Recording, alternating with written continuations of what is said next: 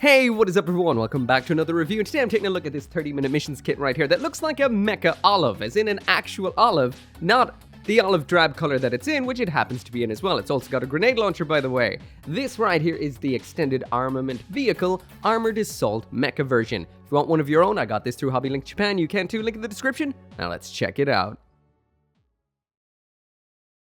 So jumping right on into the aesthetics, and what can I say? It's a literal ball with arms and legs, and at the same time it is very, very, very small, a good deal smaller than your typical 30-minute missions kit. Now I will mention this does have the 30-minute missions frame number 2, as in the inner frame, or should I say joint situation, we would have seen with the Spinatio kits. But this technically doesn't count as a full X-Mac. This is an extended armament vehicle, which is usually a bunch of parts for using with an X-Mac, but this time around, it's got arms, it's got legs, it's essentially a robot. Actually, it's a Roy with some kind of like extended armor, which is pretty cool. When it comes to the build of this is super simple. For example, the vast majority of the body is just these two pieces. That is all. The head of this is a Roy, which is probably one of the most detailed Roys we've seen so far. It is made up out of 4 parts. That is including the armor, which is, well, I guess, the top of the head of the unit when it's finished. And the limbs, etc. take next to no time to build. So a very quick build, once again.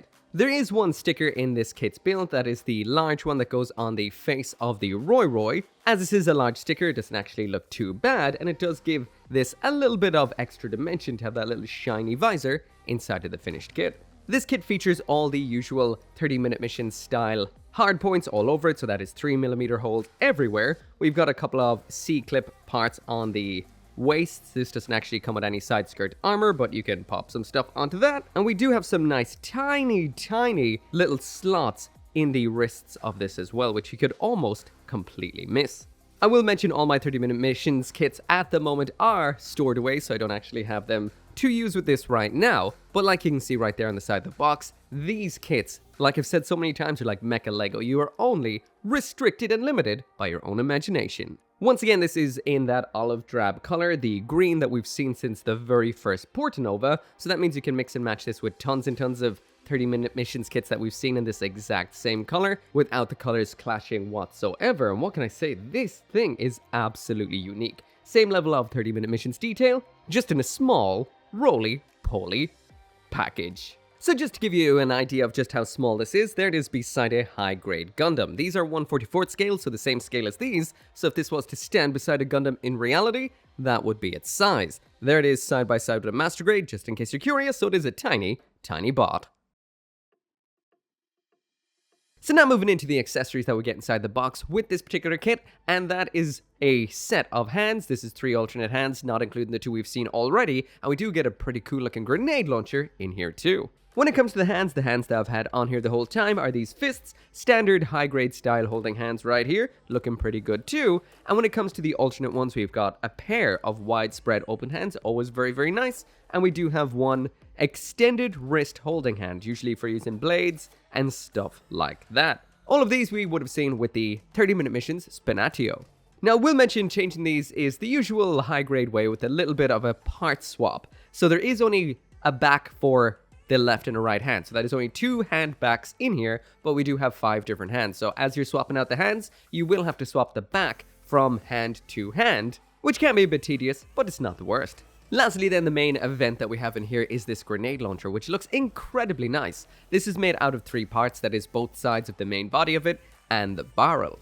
Popping this into the hand is super simple. It's just your usual high-grade kind of attachment. You don't have to separate the hand to actually attach this in. It just slides on in like so. And this is really cool. It is in the same color as the armor on the actual robot itself, so that, well, I think it kind of looks pretty cool. That might be down to your own particular preferences. It will look pretty cool if you detail up or paint up some of the parts on here, but as a base unit, this thing looks absolutely incredible, and not something you usually see with 1/44th scale kits. So if you've ever wanted yourself a 1/44th scale, aka high-grade Gundam-sized grenade launcher, this will 100% work with your high-grade Gundams, like what you're seeing right here. This is one of my favorite 30-minute mission weapons so far. It's a grenade launcher, a giant one. That is an awesome concept.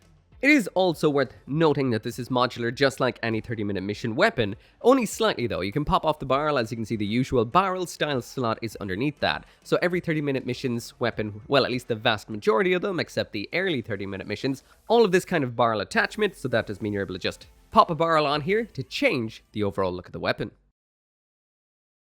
So finally now moving into the articulation on this, and once again this is solid as rock, plastic on plastic joints, holds together absolutely perfectly. As for the head of the Roy here, all we have is the full 360 spin on that. The exact same goes for the waist, so that can spin all the way around. The shoulder is a ball joint, so we've got the full shoulder roll, the full 360-degree spin, and then this is a split joint here that allows the arm to move all the way up like so. Full 360 spin at the upper arm, 90-degree bend at the elbow. The wrist joint right here is your usual ball joint. Inside the waist we do have a bit of a dropping mechanism, but this does not drop all the way like we'd usually see with 30-minute missions. It blocked a little bit by the outer armor, so you go from there to there. That is about it, so very little. Split joints once again up here, so we get the full splits out of that. There the legs brought all the way in. Full 360-degree, whoa, yeah, full 360 spin there. This is a ball joint up top, so we do get a little bit of angling to that. The knee here has a decent bend, so it can bend all the way back to there. And I just noticed that it's a ball joint attachment into the upper leg, and it is a ball joint attachment right to this point right here. So that means if you get a whole bunch of these, those should, oh, they don't. That is such lost, missing potential. Otherwise, you would have been able to make a really cool, almost snake-like body out of those. Oh, Bandai, you done fucked up there. Oh, well, there goes my dreams of a snake, Mecha. Moving on. Finally, then, when it comes to the ankle, we've got a ball joint at the bottom and a bit of a C-clip hinge up there above that. And basically, that means you can plant the feet on the ground from that sort of angle right there. Otherwise, they start kind of kicking off the ground. And there isn't really a whole lot of forward and back pivot to these little legs. Mainly, there's a bit to the back, not much to the front. So yeah, as you'd expect, a ball with arms and legs doesn't really have the most articulation going. The limbs are actually pretty decent. The body just has rotation at the neck and the waist. Besides that, you'll get some basic poses out of it, but nothing over the top. Oh wait, you're actually able to pull this segment out a little bit if you want a little bit of an ab crunch too, and side to side on that ball joint, so there's a little bit more in there. And you can actually yank that Roy out a little bit, and there's a little point where it kind of stops itself to give it a little bit of a head as well if you want a little bit more of a humanoid kind of look to this. This is a wild little mech. So anyway, that right there is it for the review, and right here is the exact same awesome 30-minute missions quality we've seen time and time again. The standout point of this kit to me is that absolutely killer grenade launcher. The kit itself is awesome, but that grenade launcher is such a cool 1/44th scale weapon accessory. Besides that though, what we've got is essentially a Roy enhanced. We've always had them as standalone tiny little support units, but now to actually have one with a little kind of dock as well, that's pretty cool. We also do get a whole bunch of alternate hands in here, which is par for the course now for 30-minute missions, which is always very nice. Wish Bandai would do it with their gunpla too. And the only thing that really lets me down a little bit is the fact that you can't connect a whole bunch of these legs together to make an almost mecha snake-like body, or kind of like mecha crustacean legs out of it. Otherwise, this thing is absolutely awesome as usual. So yeah, if you do want one of your own, link is down there in the description. Thank you so much for watching. Make sure to come back for more Mecha model kit reviews, and I'll see you next time.